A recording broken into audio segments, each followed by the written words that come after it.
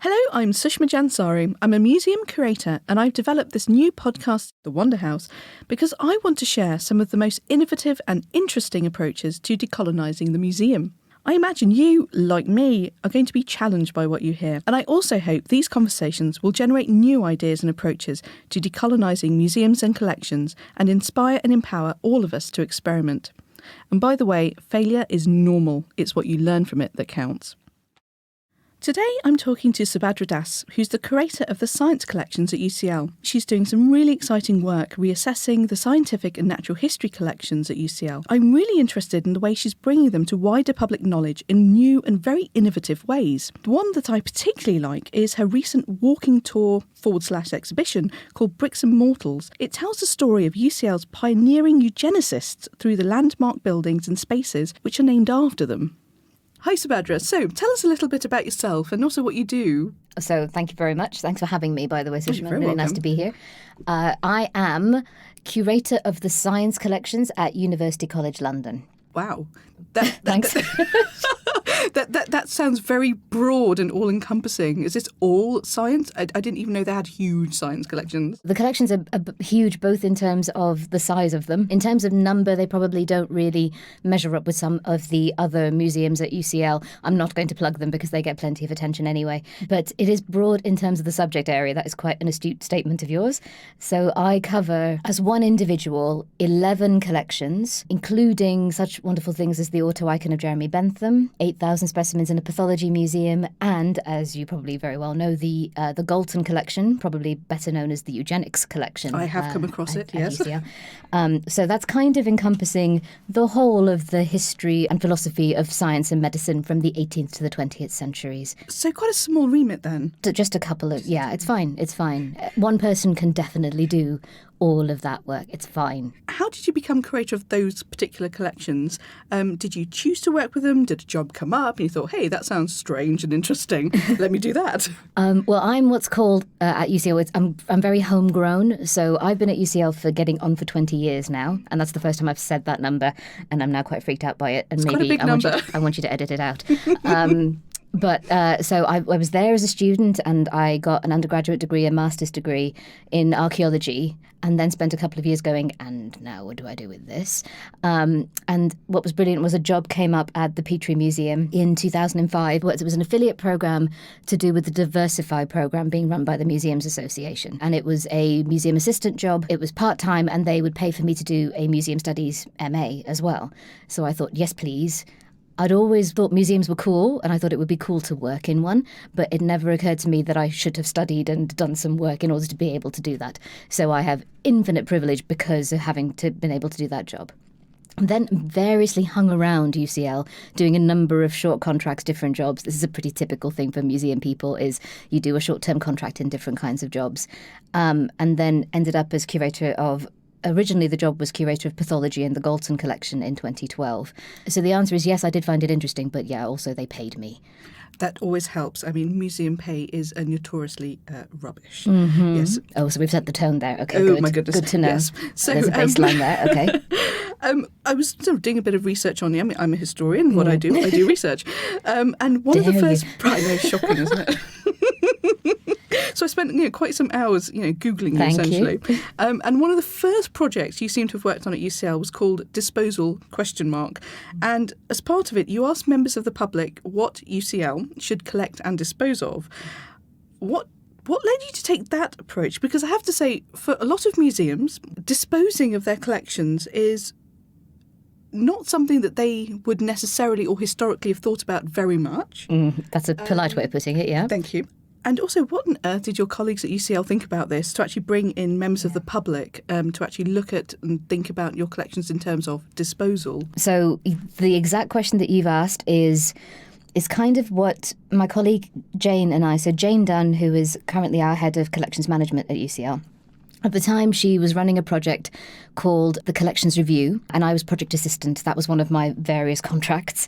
And what we were doing was we were coming up with strategic ways to review the use and the significance of the collections. So I will plug this because it was an important thing, and I hope will continue to be useful to people. So the department is now called UCL Culture, and our UCL Collections Review Toolkit is available from that website. You can download it and you can look at the model that we use to review our collections. And what I think is one of the strengths of that model is that you can tailor it to your own use. And because UCL, like many universities with museum collections, we had a rough idea of what we had and where we had it and kind of why it was important, but there were no figures and there was no direct relationship building. So for 2 years of doing that project, we were going into every single cupboard that might have contained something of historical and cultural significance, counting it, assessing how well we were taking care of it or not, assessing how important it was or not. Because the point of it was to be honest about the process and to be able to then come up with a strategic way of managing the collections better. In the process of doing that, what kept happening was we kept coming across really unusual objects, and we kept asking ourselves sometimes the same questions over and over again. Why is there an accession collection of 98 plastic dinosaurs in the Grant Museum? Oh, wow. Mm-hmm. I had never, ever seen that. Well, you should go and see because they are currently on display in the Grant fab. Museum space. So that was one answer to that particular question. We had things that we weren't taking probably the best possible care of. Enormous water buffalo skull in a basement store near a drip. Honesty is a huge part of this process because every single museum anywhere in the world will have objects and specimens stored in these conditions, but they don't talk about them like that. So are we taking the best possible care? Also, and this is where the sciencey bit started to come in, UCL is a place where a lot of different sciences were born. There was the first time there were researchers doing work in this area. And the objects and the prototypes that those people were working with at the end of the 19th century, beginning of the 20th century, cutting-edge experimental bits of scientific kit, now redundant. Are we supposed to be collecting this stuff? What are we supposed to be doing with it? And the more we asked ourselves these questions, we were then butting up against those general museum principles. Disposal is a dirty word. Museums aren't about getting rid of things. Part of that attitude is really important because so many museums are vulnerable to things being sold out of their collections to make money that then doesn't go back into the museum.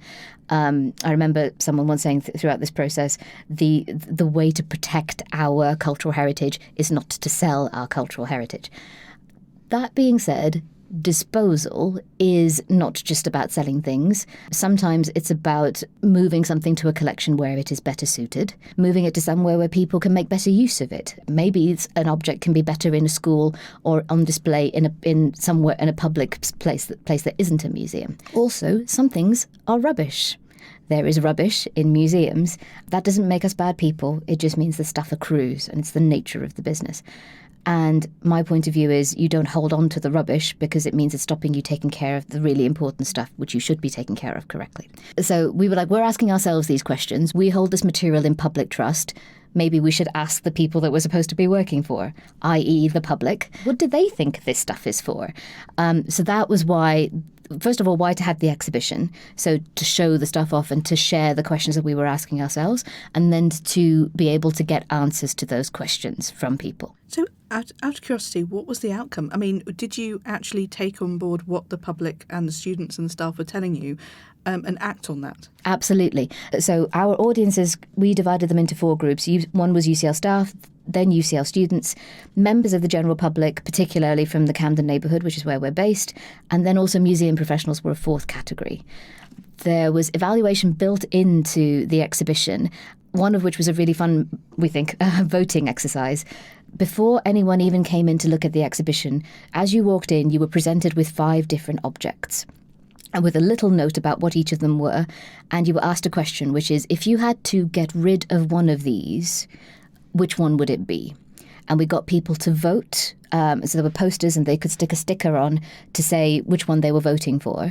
And then we said, right, now you can go have a look around the exhibition, look at the other objects, look at the questions we're asking, see what you think. And then when you come back, we're going to ask you to vote again. Wow, that's really interesting. And did opinions change? It's really interesting. So what we were able to track, because every pair of stickers had numbers on, and we asked people which of those groups they fell into. So we were able to track the voting as it went through. Every group, with the exception of the museum professionals, had a greater likelihood of changing their mind about the thing to dispose of. So in terms of the learning exercise, that works out quite well, because it means people coming into the exhibition left with a bit more of an idea about how museums work. One of the other bits of evaluation was that there was, we did the survey forms, and we had a board with Post-it notes with people talking about what they thought was important. The general consensus was that usefulness is the main thing that should determine whether something should stay in a museum collection or not. What are you using it for? So, for example, the one object out of the 5 that was consistently voted for to be got rid of was a series of soil samples from the Channel Tunnel excavations that was supposed to be geology samples, but they'd been left out and essentially were contaminated. Oh, no. Which is a pity. Although, in the course of the exhibition, the university that had taken those samples got in touch with us and said, I think you've got our samples, can we have them back, please? So, just goes to show, doesn't it? But they found it useful, so, that's kind of how we went back that way. And the other bit of what they were saying was, you guys, i.e. you are museum professionals, you are curators, you are the experts, we are happy to defer to you.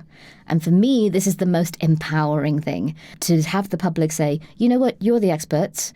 This was back in the day when people didn't dislike experts, apparently. So maybe we need to run the exhibition again and see what happens. It would be an interesting process, actually. It would, wouldn't it? Yeah. So that, for me, was the most liberating thing, was, you know what, we're in charge, we can drive, let's get on and do this thing. So out of those objects that you were talking about in terms of disposal, if there was one thing or one group of things that you could dispose of, what would they be?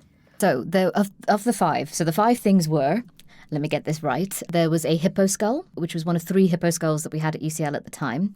There was an anaesthetic kit, an oldie-worldy antique style anaesthetic kit, completely unprovenanced, no information about it whatsoever. There were copies of images from the RPIF, the Regional Planetary Imaging Facility, of which there are 7 in the world, and the one in the UK is at UCL. There were soil samples taken from the excavations of the Channel Tunnel for research purposes, and there was Agatha Christie's picnic basket, which was a picnic basket, which may or may not have, and probably definitely didn't, belong to the famous murder mystery writer Agatha Christie. So of all those 5 things, the thing that people consistently voted for on their second vote were the soil samples, the contaminated soil samples. Interestingly, the ones they tended to want to preserve was the anaesthetic kit, because it looked old, I think, is probably the reason for it. Out of the 5 of them, I think the one I would get rid of would be Agatha Christie's picnic basket, simply because the fact that it's called that, to me, makes it the bugaboo of every museum collection ever, which is the thing that is blatantly not the thing, but has the title and everyone has called it the thing. No one who's ever worked with the thing can remember what the thing is, why it's important, or why we should maintain it, but it's got an important person's name related to it. Therefore, we should probably definitely hold on to it. So yeah, I think I'd probably burn that one. From what I understand, it didn't actually belong to her, but her second husband's wife, and so it's so distantly connected to her anyway. I mean, yes, exactly. No. That is an object with a claim to fame, and it's an object with a claim to fame. I feel like, people are it's important. Trying too hard. It really is. It really is. I'd really like to hear a bit more about your work with the eugenics and the science collections. I mean, that's how we met many years ago. Many years ago. Yes. History of eugenics, I feel the need to keep telling you. We did not meet. No, of course. Good. No, neither of us were engaged in any way, shape or form with eugenics, yes. So you've mentioned that you actually work with very challenging collections, and they're associated with the history of science and also the history of eugenics. And they are the focus of multiple histories, and they also have contemporary relevance and Absolutely. importance. Yeah. How do you present this really complex material to the students and staff at UCL, but also the wider public who may not know so much about the history of either of these things? Absolutely. My main starting point from that, and it's important to say, I didn't know this history until I started working with this collection. And as a result, the result is I've essentially spent 7 years just being really angry, because it means, what that means to me, I don't know, that your listeners can't tell, but I'm brown.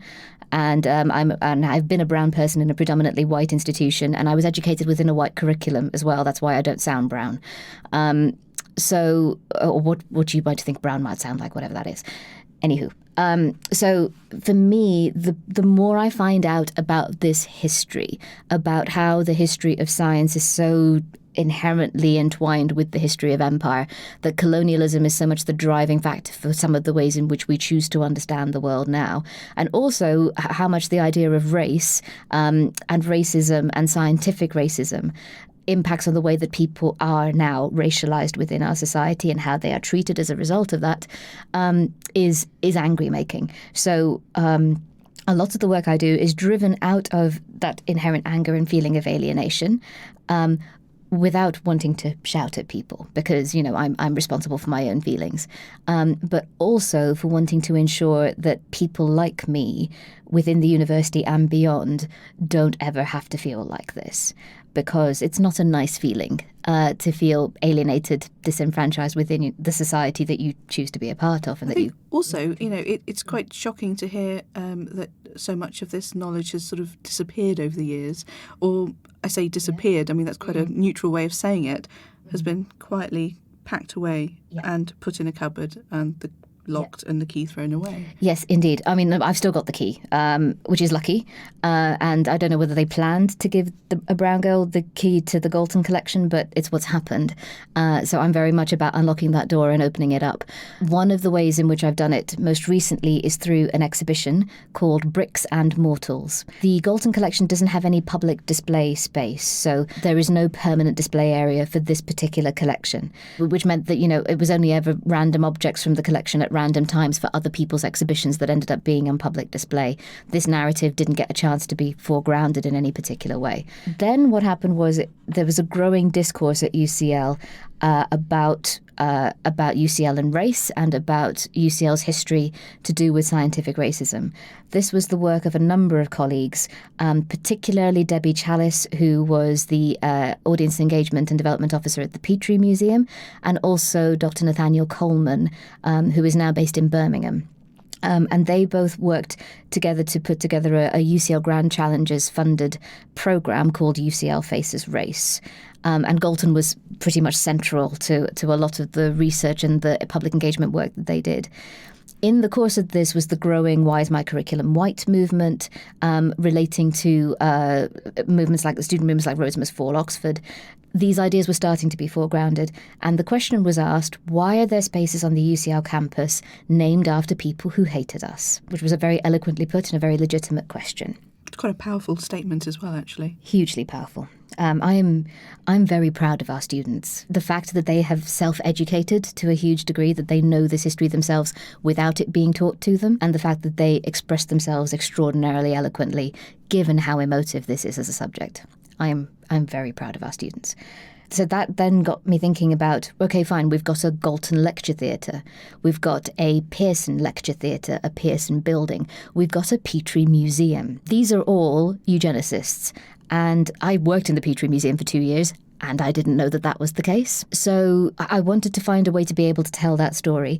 This then, combined with the challenge of not having a permanent display area, was quite handy. Necessity was the mother of invention at this point. So what I did was I turned the buildings of the UCL University campus into an exhibition. So the buildings are objects, the campus is a museum. There are labels on the buildings that contain these spaces that are named for these people. So you can go and read the label that says Galton, Pearson, Petrie were eugenicists. Eugenics is inherently related to the idea of race, and scientific racism was something that happened, and eugenics was a subject that was invented pretty much at UCL. I think it's also important to add that these aren't sort of like small, innocuous labels. They're bright yellow. Yes. And they're quite large as well, with black writing on them. You can't walk past one of these labels and miss it. I'm so pleased you think so, because that was very much the point.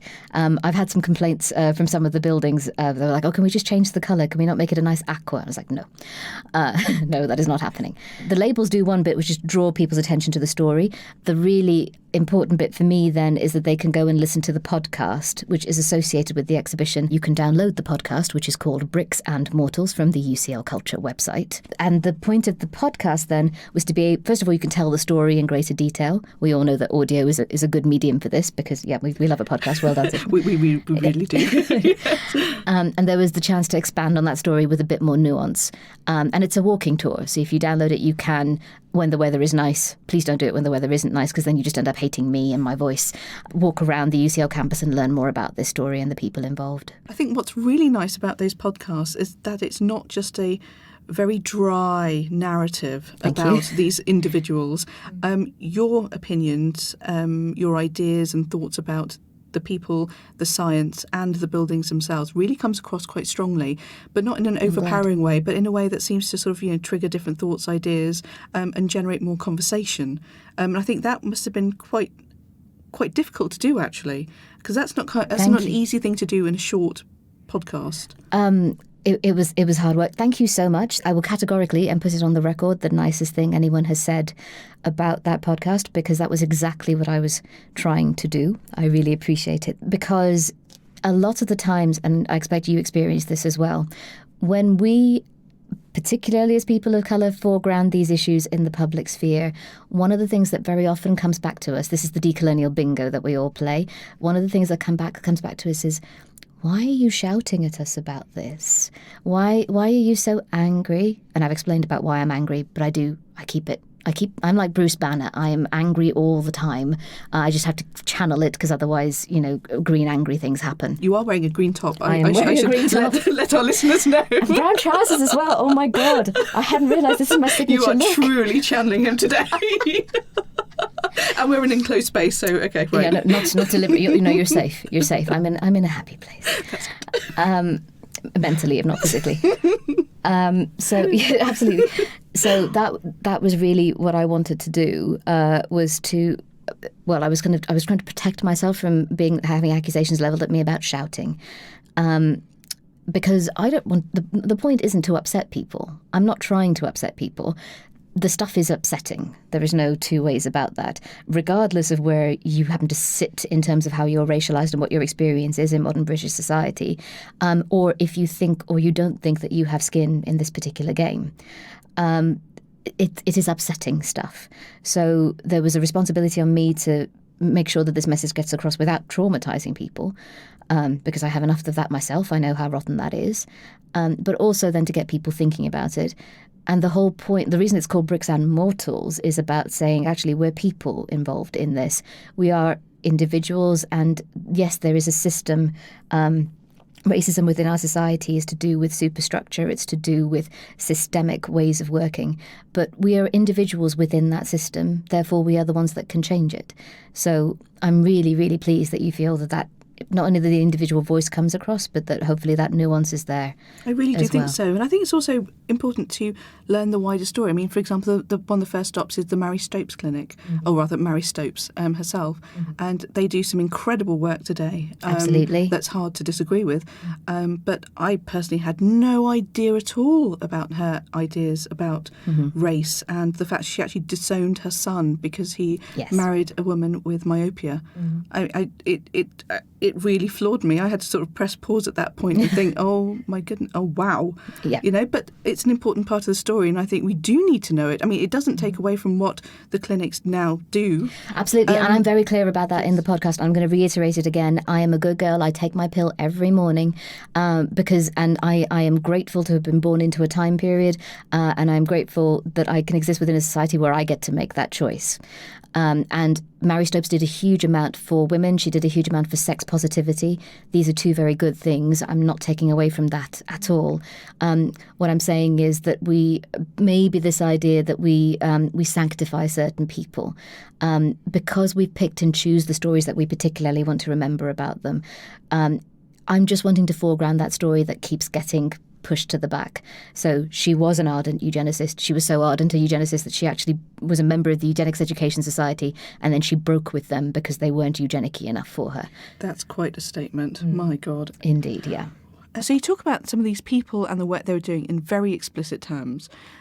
Do you think that they knew that the end result would be the Holocaust? That is a really important point that you're making. And it's certainly the case that we can't project forward from what these people were thinking and then about what results in the Holocaust. But it really is the case that a lot of these people, they themselves were explicit about what they wanted these outcomes to be.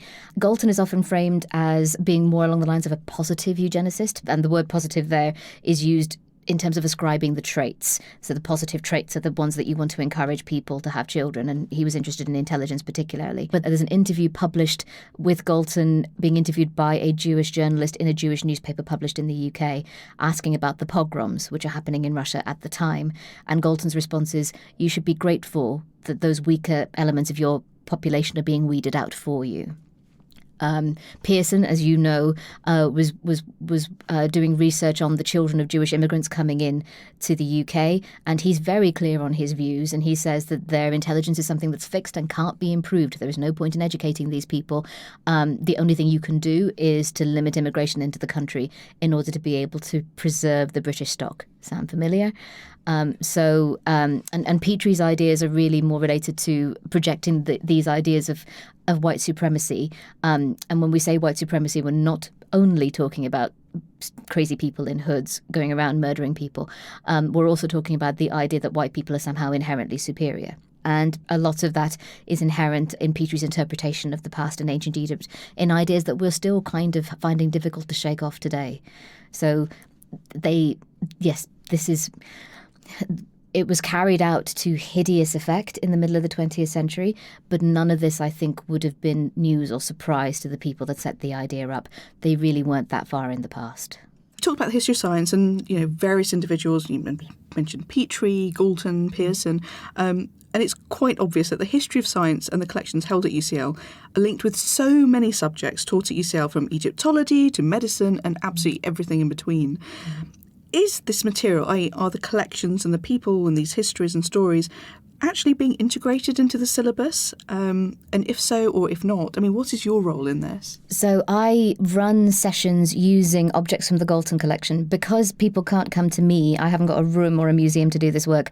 I have a selection of objects from the collection which live in a box, and I pick up if I've got a class to do, I pick up the box, I take it to the class, I unpack everything, show people the stuff.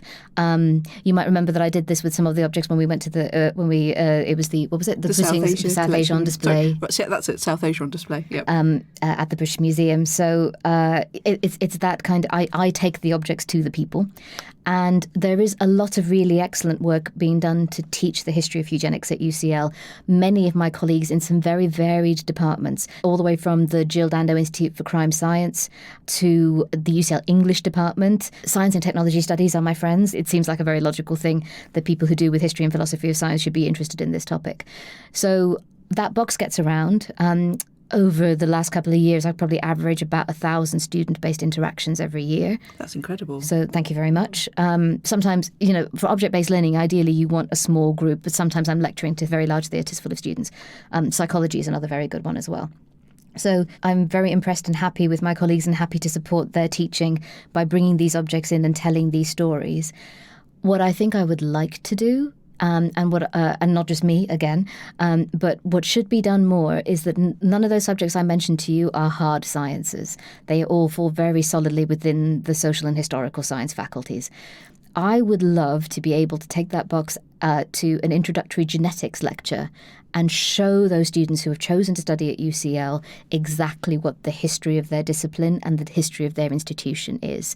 Because I think the more that we do that, and it's not just genetics, it's not just the life sciences, we can expand this to what are called the hard sciences, chemistry, physics, because the Western sciences in general, and I can hear people switching off, because what they will say is there's no such thing as Western science, science is science. And what I would like to do is to expand their education to the point where that isn't their knee-jerk reaction to this idea, because there is so much work being done, first of all, on decolonizing the sciences, but then there is also so much non-Western science that exists as a thing, that has done for millennia, that Western science has consistently ignored. I'm not judging you through the airwaves, except I am a little bit, which is that if you were one of the people who immediately switched off when I said Western science and went, no, that's not a thing, very much is a thing. And also that instinctive switching off that you just did isn't your fault. You've been trained to do that.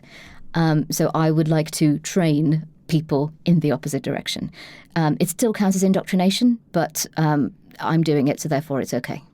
also informed knowledge is all quite good as well. That is, you see, you bring balance to this. This is my trouble. I'm always so polemical about everything that I sound unreasonable. That's exactly what I meant to say.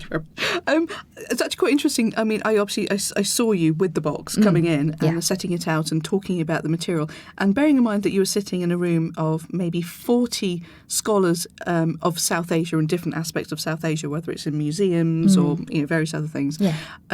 I don't think there was one person who really knew the history of what you were telling them, and it was about Galton and fingerprints and India. Yeah. And everyone was sitting there basically with their mouths open. I'm glad that was what you felt, because it was a difficult room, that room. And I did kind of feel like I was speaking into a brick wall, because I'm obsessed with those, apparently. So thank you. That's a slightly more positive spin than I thought.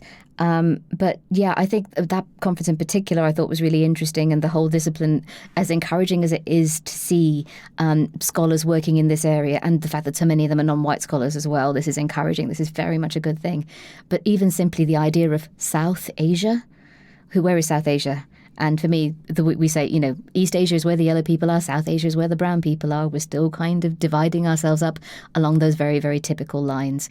One of the things that I do, this is an aside completely, but one of the thinking exercises I do with students is I say, how many continents are there?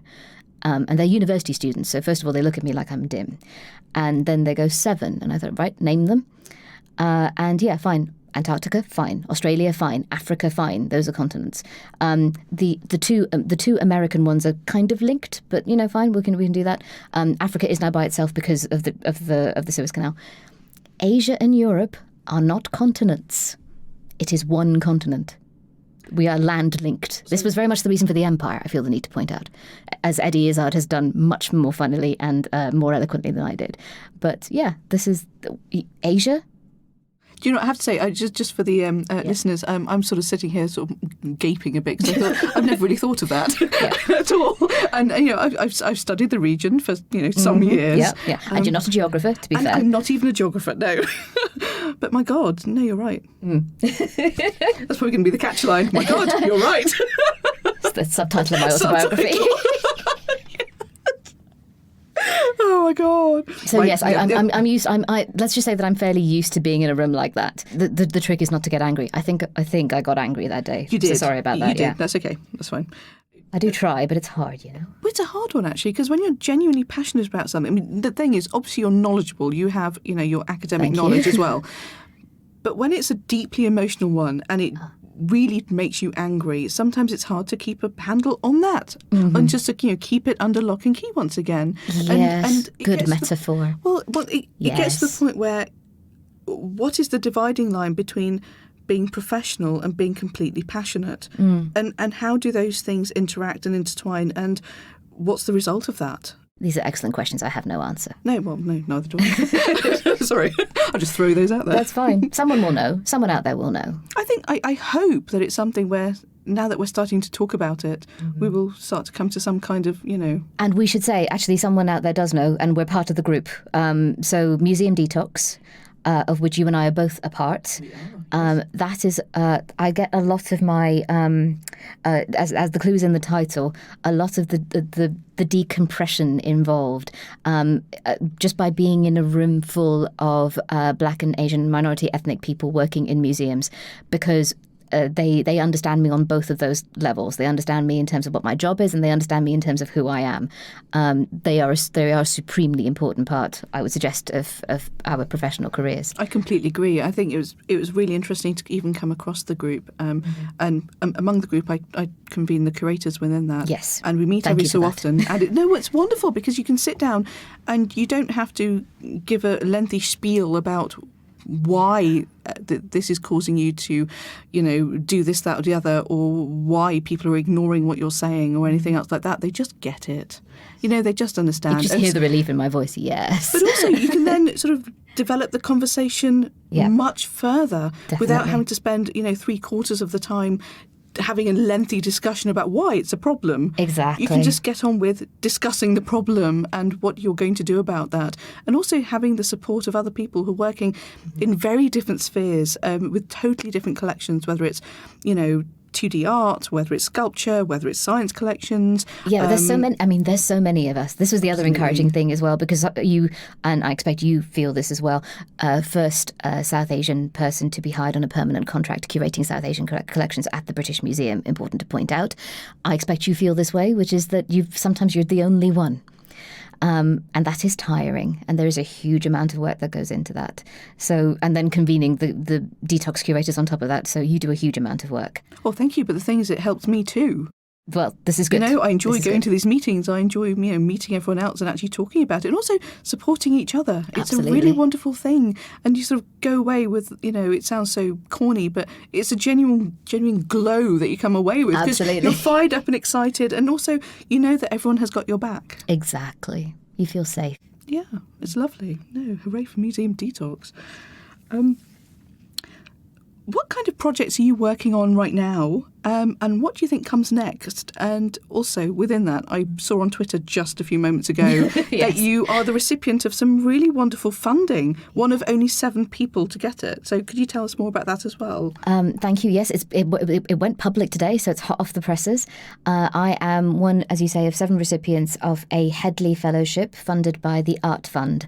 And I am... as I said on Twitter, I am beyond thrilled. This is the first time I've been awarded anything kind of along these lines. Have applied many times, by the way, and failed. So we've all applied and failed for many things. Yes. Failure is normal, by the way. Failure is normal, absolutely. It's a measure that shows that you're trying. But for once, and I am relieved and I am happy to have been awarded this fellowship. And what is really brilliant about it, credit to the Art Fund, is that they have understood that despite the fact that your title is curator, it doesn't really mean that you're curating anything. It doesn't mean that you get a huge amount of opportunity to actually go and work with your own collections, see what they are and research them. So much, I mean, I expect this is the same for a lot of people. I live in my inbox, although pretty much everyone who's ever emailed me doesn't really believe that because it takes me so long to get back to people. I'm just issuing a general apology to the universe. I'm sorry that I haven't replied to your email. But that's kind of like all we do. And so this is going to give me the opportunity for 6 months this year to put an out-of-office message on and to dive into the archives at UCL to learn more about the objects I am tasked with taking care of, with a particular goal to decolonising the sciences at UCL. And the main bit of that just at the moment is a pretty basic who did what and why were they doing it. I've got a question for you. So what does decolonisation mean to you in terms of museums and collections? Really good question. For me, there's 2 parts to it. The first of those is that is the acknowledgement part. So we have to acknowledge where our collections come from and why we've got them here. Sometimes that's a very straightforward a colonial answer, particularly when it comes to national museums. For me, it's a bit different but not necessarily any more complicated. The history of science at UCL, and by science I'm talking about subjects like anatomy, physiology, electrical engineering, medical physics. These are all objects within departments that I'm tasked to work with. All of that work that's going on in the 19th and coming into the 20th century, race is a fundamental part of what science is at that point in time in Britain. Therefore, what I'm trying to do, and this is a big task, and I've suddenly realised that 6 months might not be enough, is to be able to unpick that. Let me try that again. To be able to unpick that and to be able to try to understand what the connections are between these individuals and what their motivations were for what they were doing. And also just to be able to come up with slightly more accurate definitions of what these particular subjects are. I'll give you an example. I've just been reading about a guy called John Elliotson, who's one of the founding medical professors at UCL. And he's famous / notorious for the fact that he fell for the mesmerism craze. All of that is still in quotes. So one of the things UCL shouts about is the fact that Joseph Liston, back in the day before anaesthetics, Liston was famed for the fact that he could amputate. I was going to say take a man's leg off, but it sounds strangely sexual when you put it like that. He could amputate a leg in under 2 minutes, which is really important because obviously the huge trauma and the pain of that situation. So that is one of the things UCL is proud of, the fact that this happened in the neighbourhood. What it's not so proud of is that one of its professors of medicine fell for hypnotism as a way of pain control. And at the time, it was really, and this is the thing, the language that I'm using is already extremely biased in favour of Western science, because Western science is really the story of the scientific methods that win. In a number of different contexts, and anaesthetics is one of those. Now, there is plenty of work that has been done to do with hypnotism and mindfulness techniques in terms of pain management, particularly for women during childbirth. But this isn't something. It's really. I've come back to me when I've done this, and I will have a concise one-sentence way of describing this to you. But I'm learning about Elliotson, and I'm learning about how he was interested in this particular topic. But also, one thing I learned about Elliotson was that he translated the work of Johann Blumenbach, who's the guy that coins the phrase Caucasian.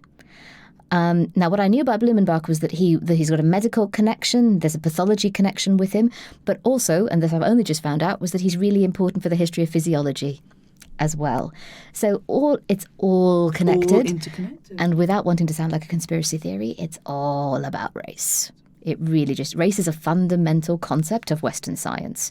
And that story is everywhere. You just need to know where to look for it. I look forward to seeing the results of that, actually. Thank you. So do I at this rate. Yeah, thank you. Well, not least. Let me try and sound more cheerful. Yes, I look forward to sharing them with you in due course. I look forward to the podcast part 2, maybe next year. It's coming. So when you took up the post at UCL as a curator of collections, what on earth did you think you were in for? I think the question to a certain degree presupposes. So it's like when you don't. It's the bliss of, not quite the bliss of ignorance. That's a slightly different kind of thing. But I guess maybe a fool has rushed in where an angel. That's it. I'm not. Tread. Yes, exactly. When you don't know, you don't know. And I had inklings because obviously, I'd been at UCL for a while. Colleagues had spoken about Galton, the Galton collection, but it was always kind of, at a side or at a glance or no one really talking about this. And really, no one has. Debbie certainly did a huge amount of work, but I'm flattering myself that I'm the person to have taken it to this degree in terms of doing this research with this particular angle on this particular subject. So. Yeah, I came in on the expectation they were going to pay me. Yeah, that sounds familiar, actually. Yes. Yeah, I think that's allowed. When you started the role and you knew that, for example, Galton's collections and these other science collections were going to be, partly under your care, did you have any ideas of the kinds of things you might want to do with them?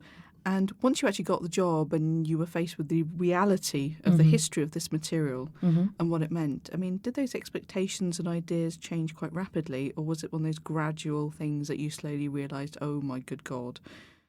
There was that last thing, yes, definitely. But I think it's grown organically, but I think the really important thing to point out is I really don't do any of this on my own. A lot of it is collaborative with colleagues at the university, and a lot of it grows out of things that people say and things that people say they want to do or things they want to achieve. My role as a curator in a university collection really is foremost to support the teaching and the research going on at the university, and also be a lens for engaging the public with these stories. The fact that I do it quite so personally is, again, that combination of narcissism and also the fact that in this case, I think a personal story is very powerful given the subject matter. But yeah, the way that this is developed really is an individual, particular historical trajectory based on not just me, but all the other people at UCL who do research into the history of eugenics and who are interested in decolonial thinking and also just improving the community of the university. How much scope do you have to do what you want? And are there any sort of strictures on what you're maybe permitted or allowed to do or encouraged to do? This is I have a number of privileges in my life, and one of those is that I work in a university museum.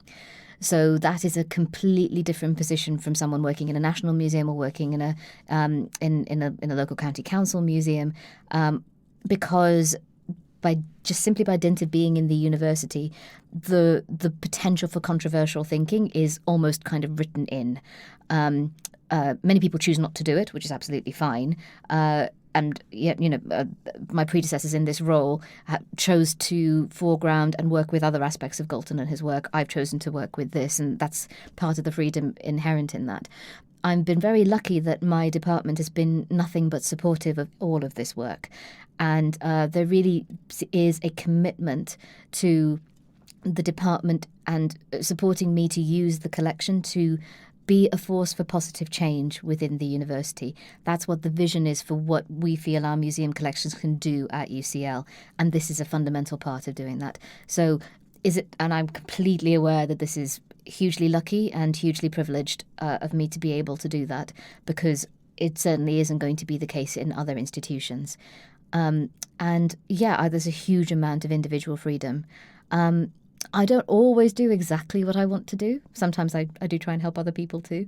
But the luck is, with the benefit of the subject area, is that I'm able to keep going and doing what I'm doing. Fantastic. I also wondered, you always see trends, whether it's museums or wider society, and right now decolonisation is a really important word. Definitely having a moment, yeah. It is. Do you worry that it's going to sort of peak and then gently peter out? Yes. I don't worry. I know it's going to happen. It's pretty much inevitable. And it's the nature of these things in certain cycles within the zeitgeist. The thing that's currently churning at the moment, which will immediately date the recording of this, sorry to do it, but is knife crime. Although having said that, people will listen to it and then the knife crime thing will come back again. As a nation, we have crises on a regular basis about this, and we never address the real thing. The point I want to make is that we don't ever deal with the cause of the problem. We're only ever dealing with the symptom. So yeah, decoloniality in terms of the zeitgeist, it's going to have its moment and then it'll peter out into nothing and it won't be there.